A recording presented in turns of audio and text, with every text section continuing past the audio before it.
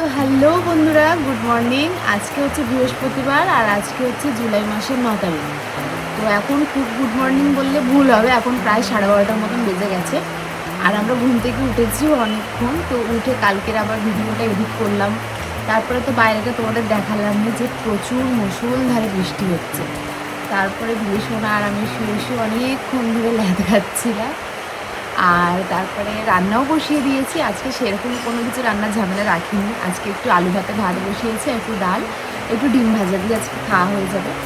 কারণ বলছি, বিলিশনের পাপা গেছে অনেক আগে বাজার করতে, কিন্তু এ যা পরিমাণে বৃষ্টিটা হচ্ছে যে ও আর ফিরতে পারছে না। আর ওকে ফোন করে বলাটাও বেকার, কারণ প্রচুর বৃষ্টি হচ্ছে। এই মুহূর্তে ওর ফেরা একেবারেই সম্ভব নয়, এই আর কি ব্যাপার। তো ঘরে যেত বলতে বিলিশোনা আর আমি দুইজন। কালকে বিলিশোনার পাপার আসতে অনেকটাই রাত হয়েছিল, তো এসে ও এই ঘরেতেই শুয়েছিল। জাস্ট ঘুম থেকে উঠে একটুখানি চা বিস্কুট খেয়েছি আমরা, আর বিলিশোনাকেও ভাত খাইয়ে দিয়েছিলাম, কারণ কালকে বিলিশোনার পাপার ভাগের ভাত, মাছের ঝাল সব ছিল, জানো তো। তো ঘুম থেকে উঠে ও বিস্কুট একদম খেতে চায় না ভালো করে আমাদের সাথে। তো সেই জন্য ভাবলাম যে একটু ভাত খাইয়ে দিই বলে মাছের ঝালটা সকালে গরম করছিলাম। তো ওর বাবাও বললো যে খায় দাও, বলতে ওকে ভাত খাইয়ে দিয়েছি। ও তো প্রচুর খেললো, সকালবেলা মেকআপ টেকআপ করলো। আজকে সকালটা শুরু হয়েছে বলতে গেলে একটুখানি ল্যাদ খেয়ে, ঠিক আছে, যেহেতু ঘুম থেকে ওটা থেকেই দেখছি বৃষ্টি। আর আজকে ওকে স্কুলে পাঠাইনি, তার কারণ হচ্ছে 8 তারিখ ওর পরীক্ষা ছিল ওরাল, মানে গতকাল। আর আগামীকাল তোমার 10 তারিখ, আগামীকালও ওর পরীক্ষা আছে। তো ভাবলাম আজকে পাঠাবো না, আজকে একটু আমি ঘুমিয়ে নিই, তাহলে ঘুম থেকে ওঠার পর একদম একটু ভালো করে পড়াশোনাটা করে নিতে পারবে। আর কালকে ওর পরীক্ষা আছে যেহেতু, তো সেই জন্যই ওকে পাঠাইনি আজকে। আর আজকে ভোরের দিকে একবার উঠেছিল, উঠে আবার একটুখানি খেলা টেলা করে খাওয়া দাওয়া করে ঘুমিয়ে গিয়েছিল। তো আবার উঠেছিল, উঠে আবার অনেকক্ষণ ড্রয়িং করলো, খেলা করলো, করে আবার ঘুমিয়ে পড়েছে একটা। তো এই দেখো বৃষ্টি এখানে পর্যন্ত চলে আসছে পুরো। আর কি জোর হাওয়া দিচ্ছে, কৃষকের এই ঘরটা জল ঢুকতে জানলা দিয়ে, একটু চলো বন্ধ করে দিতে। ভিতরে তো আমার জামা কাপড়ের লাইন লেগে আছে। আর কালকে এই যে এইগুলো সব রেডি করে রেখেছিলাম ওকে স্কুলে পাঠাবো বলে, তারপর আজকে আর পাঠাইনি, যেহেতু ওয়েদারটা ভালো নয়। ভাবলাম আবার কোথায় ভিজে টিজে যাবে, গেলে আবার জ্বর হয়ে যাবে। আবার সবে তো ওরাল পরীক্ষাগুলো হচ্ছে, এরপর একদম লিখিত পরীক্ষাগুলো হবে। তো এই যে সব জামা কাপড় এখানে লাইন লেগে আছে, দেখবো আজকে কতগুলো কি শুকিয়েছে না শুকিয়েছে। আর তোমাদেরকে দেখাই, এই দেখো বিলিশোনা খেলতে খেলতে আবার ঘুমিয়ে পড়েছে, জানো। যেহেতু ঠান্ডা ঠান্ডা ওয়েদার না, একটুখানি করে ঘুমিয়ে পড়েছে, আধ ঘন্টা 1 ঘন্টা করে আবার উঠে পড়ছে। তো রান্নাটা হয়ে যাক, তারপরে ডাকবো। এইদিকে ভাত আর ডাল বসিয়ে দিয়েছি, এখানে ডিম আর তোমার এখানে ক্যাপসিকাম 3 রকমের কেটে রেখেছি, পেঁয়াজ আর রসুন দিয়ে এখানে ডাল করব, আর তোমার ক্যাপসিকামগুলো দিয়ে না ডিম ভাজবো। আর এখানে একটু আম কাটা ছিল, আম আর খেজুর কেটে রেখেছিলাম মিল্কশেক করবো বলে।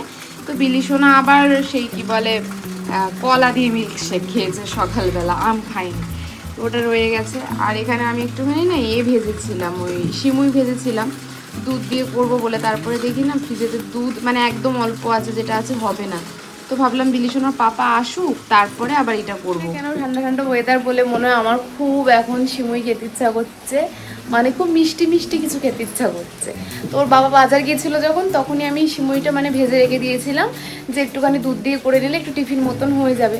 কিন্তু ওর বাবা তো আর এসে পৌঁছতেই পারছে না, আমি আর অপেক্ষা না করে দিকে ভাত বসিয়ে দিয়েছি। আর ফ্রিজে তো একদম অল্প পরিমাণে দুধ রাখা আছে, খেয়াল নেই, মানে যখন ঢালি বুঝতে পারি না ভেতরে কতটা আছে, একদম একটুখানি আছে, মানে ওতে হবে না।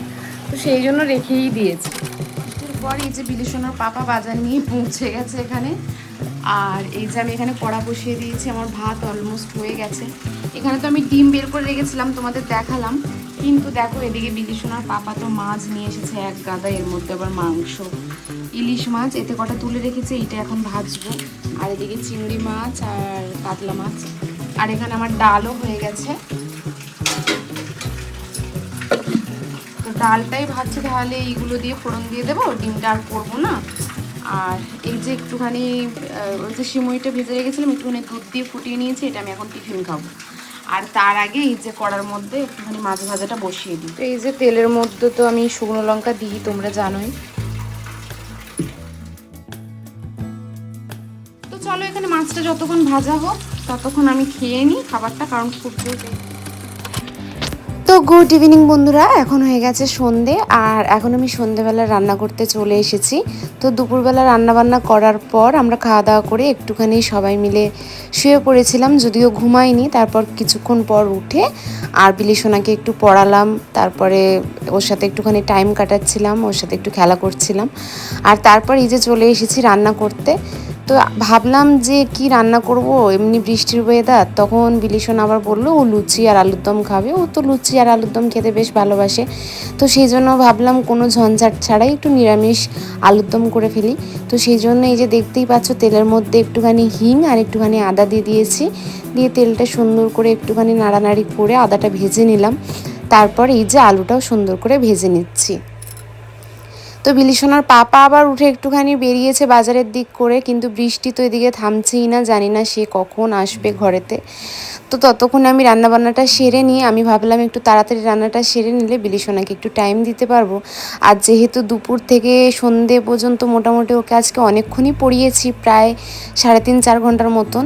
তো সন্ধ্যের দিকে ওর সাথে একটুখানি টাইম কাটাতে পারবো, একটু টিভি দেখবো দুইজনে একটুখানি।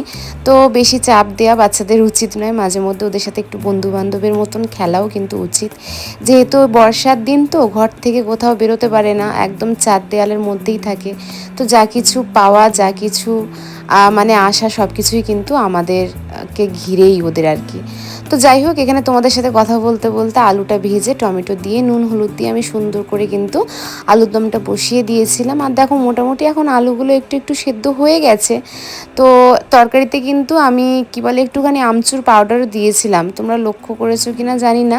ওই যখন নুন হলুদ দিচ্ছিলাম তখনই একটু আমচুর পাউডার দিয়েছিলাম। আর এই যে এখন একটু ধনে পাতা আর একটু কাসুরি মেথি দিয়ে ঢাকা দিয়ে অন্য দিকের গ্যাসটায় বসিয়ে দিলাম। দিয়ে এইদিকে আমি কড়াটা একটু তেল ঢেলে নিচ্ছি। আর এই ছোট্ট কড়াটা না আমি বেশিরভাগ লুচি আর তোমার ওই বলো না পাঁপড় টাপড় এইসব ভাজার জন্যই রাখি, এর মধ্যে তেল থাকে। তো তেলটা শেষ হয়ে গিয়েছিলো, আজকে আবার তেল ঢাললাম এইটার মধ্যে না। বেশ ভাজতেও খুব সুবিধা, একটুখানি গভীর টাইপের। তো একটা একটা করে ভাজতে বেশ মানে ভালো, বেশ সহজভাবে ভাজা যায়। তো বিলিসোনাকে একটু টিভি চালিয়ে দিয়ে এসেছি, ও টিভি দেখছে। আর এইদিকে আমি ঝটঝট করে রান্নাটা সেরে ফেলছি জানো তো। আর ও খালি ঘুরে ঘুরে আসছে আর বলছে মা লুচি কি হয়নি। আসলে ও কিন্তু লুচি খেতে খুব ভালোবাসে, যখনই আমি ঘরে থাকি ও লুচি খাওয়ার জন্য বায়না করে। যখন প্রোগ্রামে চলে যাই কি আর করবো, বায়না করলেও বানিয়ে দিতে পারি না। কিন্তু এখন যেহেতু বাড়িতে আছি, তো বানিয়ে না দেওয়ার তো কোনো প্রশ্নই ওঠে না। তো দেখো আমি কিন্তু আটা দিয়ে লুচি করছি জানো তো, ময়দা দেওয়া বাচ্চাদেরকে খুব একটা ভালো নয়। তো সেই জন্য আটা দিয়ে করছি, আর বেশ ভালোই কিন্তু ফুলছে দেখলাম। বিলিসোনার পাপা তো লুচি টুচি খায় না, ওর জন্য ভাত আছে সকালের, আর 1 পিস ইলিশ মাছ ভাজাও আছে। একটু আলুর দম হোক ডাল হোক ও যাই তাই দিয়ে মেখে খেয়ে নেবে, ওর কোনো সমস্যা নেই। শুধু লুচিটাই রাত্রে খায় না, ওর না একটুখানি গ্যাসের সমস্যা হয়, হজম করতে পারে না, এই আর কি। তো দেখো এখানে কিন্তু লুচিগুলো বেশ ভালোই ফুলছে জানো তো। আর বাইরের বৃষ্টি কিন্তু একদমই থামছে না।